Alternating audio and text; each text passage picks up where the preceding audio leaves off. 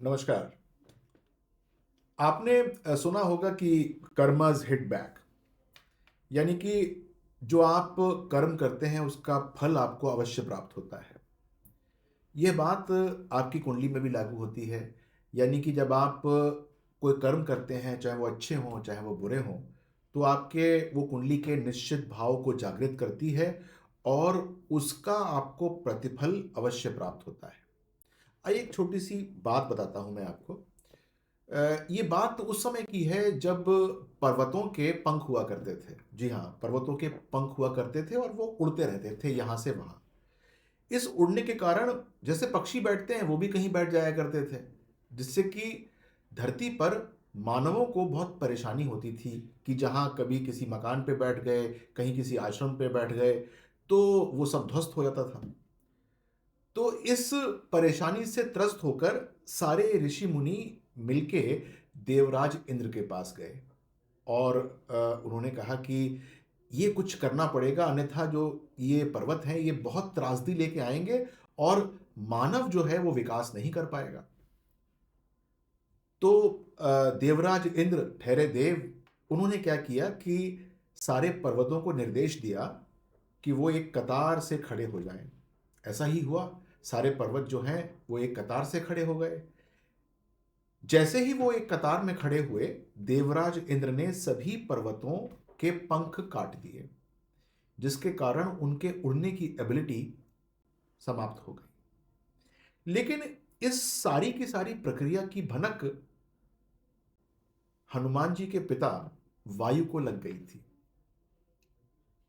अब उन पर्वतों में से एक पर्वत जो है मेनका, वो उनका मित्र हुआ करता था।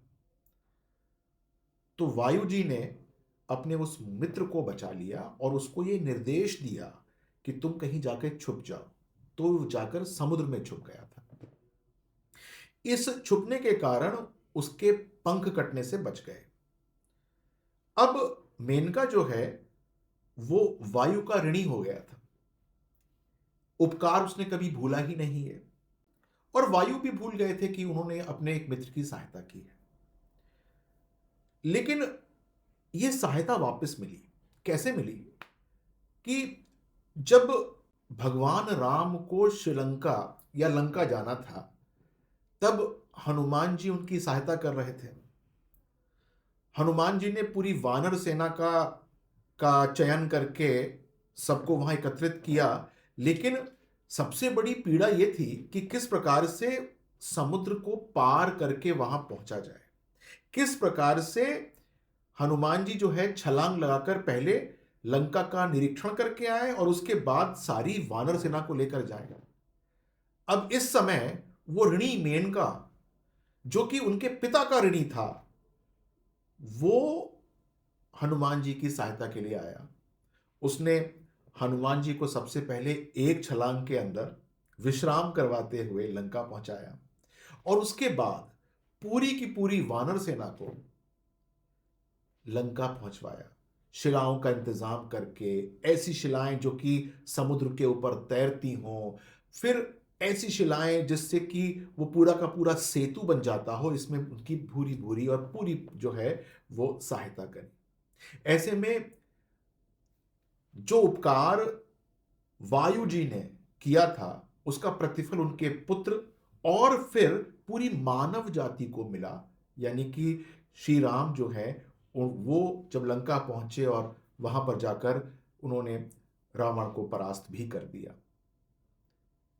देखा आपने कि आपके कर्मास जो हैं वो आते ही आते हैं। होता यह है कि जब कोई आप अच्छे काम करते हैं, किसी की सहायता करते हैं, तो आपकी कुंडली का पंचम भाव जागृत होता है और जिसने सहायता की होती है उसका कम होता है, लेकिन जिसकी की होती है उसका ज्यादा होता है।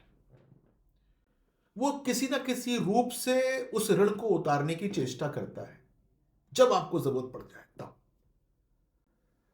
तो आप यदि अपने लिए बहुत लोगों के पंचम भाव को जागृत कर देते हैं, तो इसका मतलब क्या हुआ कि आप कभी किसी विपत्ति में पड़ते ही नहीं हैं, क्योंकि आपके पास सहायता करने वालों की एक कतार होती है, एक पंक्ति होती है जो कि आपको हर जगह पर कहीं ना कहीं मदद करती है।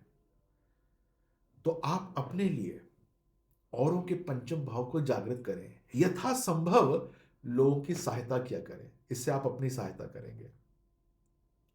नमस्कार।